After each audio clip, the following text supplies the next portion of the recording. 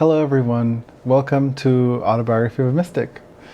This is the continuation of what I started a year and a half ago, back when I said that I would make a video a week and I would be consistent and I had it all figured out. But I didn't, and this is the relaunch of the channel so that I can start making videos again that actually speak to the people that I'm trying to reach. And when I started, I didn't really exactly understand who my target audience was. All I knew is that I wanted to speak authentically and honestly. I didn't want to have cuts or edits. I wanted there to be a flow. But it's hard to do that when you don't know exactly who you're speaking to. And so I have realized that these videos will take some time to get into a stride of exactly what I'm aiming for. So the most important thing is just to do them. And it is okay, they will unfold as they unfold. I've realized that my target audience is other spiritual teachers. And it's been a weird position to hold. I feel like I've worried about that sounding arrogant. What do I have to teach other people? What do I know? And in fact, the truth is that all spiritual teachers are also spiritual students. And there is no point at which we have it all figured out. And I think that's actually the root of the mystical path. The root of the mystical path is that if there's another truth to be had, if there's another truth to be known, if there's something beyond where the boundary that you exist, you want to seek that feeling. You want to seek that knowing, and you want to see what's out there. It's kind of like if you woke up and you realized you were in the matrix and you knew that there's something outside the matrix. For mystics, it would just gnaw at you. You would not be able to sit in the discomfort of knowing that you're in a type of delusion and you're an illusion, and you'd want to seek the truth. And that is quite the journey. I don't think a lot of people know just how hard that is. People struggle facing the difficult things to look at in their own lives, in the sphere that they already have. They don't, you sit asking for more, and you want to be expanded, you want to see more, you want to handle more, but you need to make sure that you're handling what you have here and now. And that involves looking at the parts of yourself and the aspects of what you've experienced in your history and perhaps trauma, all these things that feed into things that limit your ability to expand. And first and foremost, I view all experiences, positive and negative, as in divine order, meaning that you learn and you enjoy the positive experiences, yes, but in some ways you learn even more from wrestling with things that are hard to wrestle with.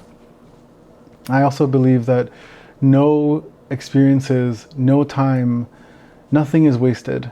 All of it is useful. And the more time you spend with anything, the more you gain expertise on that thing. And everything that exists in the universe is an expression of God. And so none of it is unworthy of exploring. Whether or not you're choosing to do that in this lifetime or in this chapter of your life, that is of course up to you. And that guidance as to what you will explore comes from within.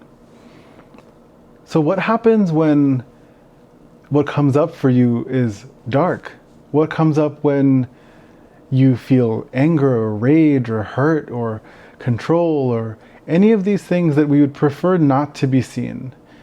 I think or to be seen as, because a lot of us, we modulate how we act based off of how other people perceive us. And so there's a performing of goodness, there's a performing of what you think other people want. And that fundamentally inhibits your ability to be in line with your guidance and your truth now, because you're always externalizing based off of a past experience how in the future someone might respond to you. And it causes you to be small, it causes you to hide away, it causes you to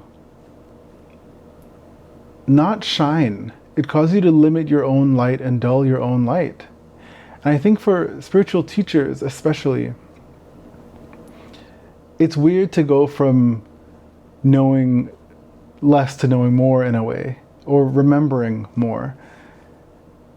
The people who are around you, the life that you build up until usually your spiritual awakening especially, is formed from a past version of yourself. The spiritual awakening itself is a downloading of a newer and more expanded aspect of yourself. And it has to integrate. And you're fundamentally changed. You are no longer the same person that you used to be.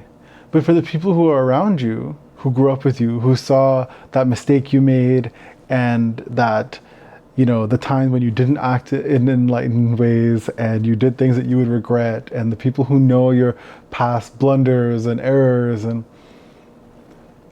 those people might find it hard to rediscover who you are. And even in the Bible, I think even in the Bible, Jesus says that you have to kind of leave to be respected in doing this work. And that's hard, because the people that you want to serve, the people that you want to reach, of course, are the people you care about. These are the people who you've probably learned these lessons through and with. And you feel like you're on a path towards a type of success, and you want to share that with other people. And the hardest thing is realizing that those closest to you are not necessarily on your path. I had a rude awakening in this when I started to make my videos last year.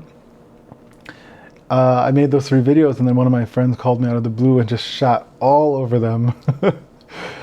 And it hurt. And it kind of shut me up for a bit. But when you do this work, rejection is the name of the game.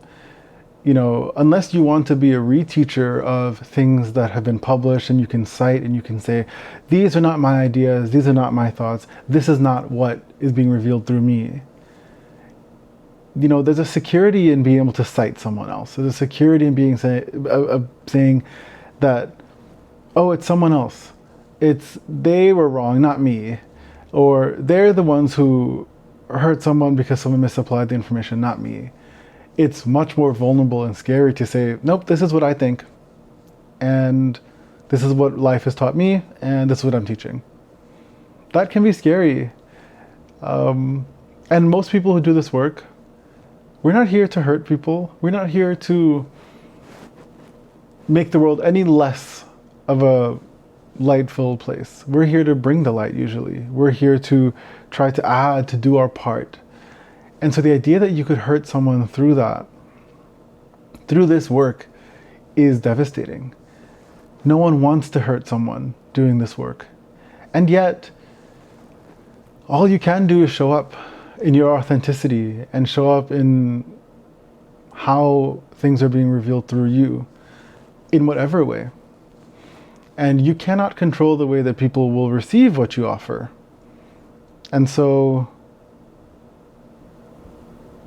you just have to trust that your work has value, that it exists. It wouldn't exist unless it did. So the fact that you exist as you are, and your teachings exist as they do, means that there is something worthy of sharing. And until you honestly work through your own self-limiting darkness, you won't really be able to embody that. If you still have self-esteem issues or self-doubt issues, that is something that will tremendously limit your light, because you deny yourself the ability to stand in your own power. And I know this well, because in the year and a half that I have been away from the camera, I have been grappling with stuff that I did not expect to come up. For me, I chose to get baptized on my birthday last year. That's another story for another video. But leading up to that, I decided to be celibate, only to deepen my connection to Jesus, who is my guru. And so I wanted, as someone who didn't exactly grow up exactly, going to church every Sunday and this kind of thing, I just kind of wanted to spend a little bit more time with him. And so I chose, to conserve my energy and focus it on something that really mattered to me. It felt like a huge life decision. And that was fine. The first couple of weeks were a little weird, but, it was a little rough to get used to. My body needed to get used to it. But eventually I found a rhythm, and then I got baptized, and I thought, here it is. Now it's going to be so easy. Now I know what I know, and I can teach it as long as I show up and make videos and share it with the world. That's it. My work is done. I've arrived. And within a couple of weeks after the baptism, when I decided to end celibacy, I realized that I was choosing to have encounters with people who were not a match, who I thought were not a match to where I was. I thought, wait a minute, these people seem to be making destructive decisions, and they seem to be making choices that surely a spiritual teacher would never make. Surely I'm above such harmful ideas, or etc. Why would I exchange sexual energy with these people when they are not embodying the light? And the more you try to suppress aspects of yourself that naturally arise, the more they come out in the most perverse ways, in the most, and by that I mean in unnatural ways, abnormal ways. It has a natural flow to release itself. It wants to come to the light. But when you when you won't even look at it, it has to start screaming for your attention in some ways. It has to reach out deeper and deeper. And you might not be prepared for that. I certainly wasn't. It started, for me, it created a shame around my sexuality, which is something that I hadn't had in years. I thought, before I came out, that was the biggest thing, of shame of being gay, and what would my parents think, or what would the world think, or am I going to be safe? And so I thought, okay, I came out, and that's it. I'm done. But no, there are other aspects. Sex is such a nuanced and rich, multi-layered experience for everyone. And so, as much as I would like to have pretended that I was above those kind of issues, or that I'd moved beyond, that, Jesus had purified my spirit and soul and all the things, the truth is that there were things that I need to look at and face. And then the worst part about it as a spiritual person is that you have this guilt of, oh God, I'm going to mess this up. I can't do anything. I need to be in pure, pristine love and light. And the truth is, you don't. You just need to be real. You need to show up the way that you are. What is coming up through you is meant to show you, to teach you something. And what I can tell you is that the darker aspects of myself, the parts that I had to delve deep, also working with therapists and journaling and visualization and deep conversations with my family, I needed support through figuring out why I was grappling with what I was grappling with. But that process has taught me so much. And I'll tell you, when you come out the other end of it, and it's not a given that you will succeed, but for those of us who have ventured on the path of working in the light, and who don't shun the dark, but realize that there's lessons to be learned. Ultimately, we live in a duality, and so in the same way that we have to say yes to things, we have to say no to things as well. We have to protect what is precious and special. Time is a perfect example of this. You might want to do any number of things, and things will pop out of nowhere to take the time away. And so unless you schedule in the things that you're going to do in your day, you protect that time, you protect your energy, you don't pick up every phone call, you don't respond to every text immediately. Unless you choose to do things that signal that what you're trying to protect is more precious, it will be depleted, you know? So we do have to live in a world of saying yes and saying no, but the darkness in us comes up to teach us something so that it can be absorbed into the light again. And if we deny the teaching, we hold ourselves in an old version of ourselves that we've moved past. And it just needs to be released. And so what I can tell you is that as scary as that process was, and I thought the rejection from my friend would shut me up, but no, the sense of feeling compromised in your own energy, and especially for something like sex, I think a lot of spiritual people, they're so confused about it, including myself. I think there are layers that are always becoming revealed to me. But there's so much messaging that we get around our sexuality, and is it pure, and is it objectifying someone else if you relate to them sexually, all these things. And there's no one right answer to anything. I mean, the truth is that you do what you're guided to do, and you will be guided to the life lessons that you're meant to learn when you show up and you listen to what is arising. When you choose not to listen to that, that's when we get into problems. Because now you're not learning the lesson that is coming up for you to learn. And now you've created shame and fear around it. So you've actually created shadow in your being where previously there wasn't any. And it's much better to turn around and shine the light of consciousness and awareness on whatever it is that's bothering you. It can be as simple as you said a hurtful thing an hour ago to your partner, or you had the choice to do something that was more in alignment with who you want to be, and you just chose to act in alignment with who you were, who you've been up until now. It happened. You did it. How do you move forward? You can't go back in time and undo it. You certainly can't deny aspects of yourself that are there.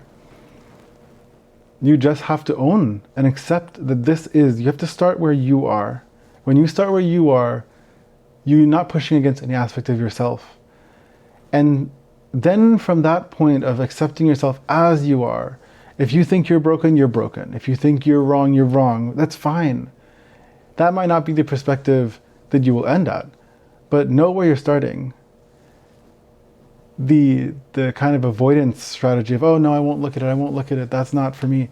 That is how you end up becoming deluded, because you choose delusion. You choose to not look at the truth that is right in front of you. And so this process begins with acceptance. This is arising in me. You don't have to own it. You don't have to claim it. It doesn't have to mean anything permanent about you, but you have to own that it is arising and acknowledge it and accept that this is an offering from your soul to teach you something. It might be unpleasant, it might be painful, it might shatter your world, honestly. People stay in relationships that they don't want to be in. People stay in marriages they don't want to be in. People stay in jobs they don't want to be in.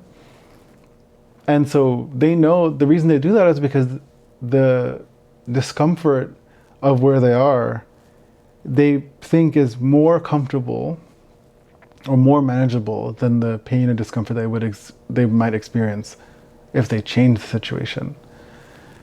The truth is, I know the people who stay in those situations are always unhappy because they're actively denying the flow of energy in their own being. And they resist who they are, they resist who they're coming into. So, what I can say is, you have to start where you are. And that means owning all your light. So don't also be false in what you're good at. Don't be false. Don't try to mitigate or seem humble when you don't feel humble. If you know you're the shit, you're the shit. Own that. This work comes with power. And if you're afraid of that, it's just another thing to deny of yourself. You have to own where you are and then go do the work and do whatever you feel guided to do. it might not be therapy. It might be a conversation. However it looks, you have to go do it. And then you delve deeply into your being. Now you're accepting your whole self, not just the parts that are easy to look at and nice to look at, but the aspects of you that you might like to be different, but are the way they are. I will speak more about this, and I might come back to more of my experiences last year, because I learned so much around the power and the delusion breaking nature of truth when you're willing to accept what is.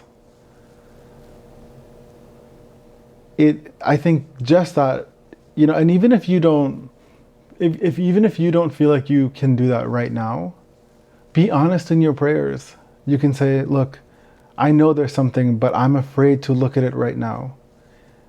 I would like to one day be capable of doing this. I want to look at it. And then ask for help. That's it. That little act of owning where you are and then introducing the tiniest little crack in what you think you understand, that will be the beginning for light to flow in. And then you just have to ride that wave. And eventually there's nothing that clings to you if you're not clinging to it. You can always emerge into a version of yourself that you want to be, that is in alignment with your divine purpose. And that's the moment when you feel the true resonance. And so things that come up as impulses, compulsions, addictions, none of these are death sentences. None of these are written in stone as this must be your plight and this is your destiny and you must deal with this and there will be no relief. The choice to do it, the choice to engage, the choice to own where you are, know that you don't want to be only where you are, and then let yourself be guided to that other version, means that you will, through that journey, learn the lessons that you need to learn, face the consequences you need to face, process the karma you need to process, and you will be free of it. So, man, when you haven't spoken for a year and a half, you really have a lot to say. I'm totally fine letting these videos flow as they need to flow. But I'll end with saying that if anyone is struggling, especially teachers, if you're struggling feeling like you have to dampen your light or deny yourself your voice, not share the things you know because you have not perfected yourself, let me tell you that keep doing your work. The act of doing your work, the act of having whatever divine spirit motivates you, the Holy Spirit, whatever you want to call it, whatever it is that is telling you, that's calling you to a more expanded version of yourself, it will transform you in the process. There might be a time when you need to slow down. Maybe you need to take a year and a half off of making videos. There's nothing wrong with that. The risk of forcing yourself to do something will result in these abnormal, perverse expressions of your energy. And I don't say that with judgment. I'm just saying, if you dam up a river, the water will find another way to go around. This is the flow of energy. So be brave. Know that nothing is set in stone. We live in times now where I think a lot of us are moving into, it's just scary, like there's a lot of fear around the world right now, and there are reasons that in some ways we want to just bury our head in the sand and not look. And at the same time, now, because of what we see out there, we're more and more, we're called to do this work. We're called to share what we know, to do our part, to make things better how we can. So the choice is to stay in an old version of yourself or allow yourself to emerge into a new version of yourself. And there needs to be purification sometimes in that process. There's nothing wrong with that. So anyway, blessings to everyone, all 34 subscribers. Um, I will post these videos when I feel like it. I realize now that it's much better to, like I said, let life move through you, teach you the lessons you need to learn, and share when you're guided to. Right now, today, especially, is a really auspicious time to create. And if you've come across this video later, let this be a sign to you that you just start doing your work. Do not wait to have more information. Do not wait to feel more perfected. You will be purified through the work. And those who are a match to where you are right now will benefit greatly from what you share. There's a student for every teacher and a teacher for every student. So anyway, with that, I hope everyone has a lovely day, and keep choosing the light, and we're all safe. Until next time, take care.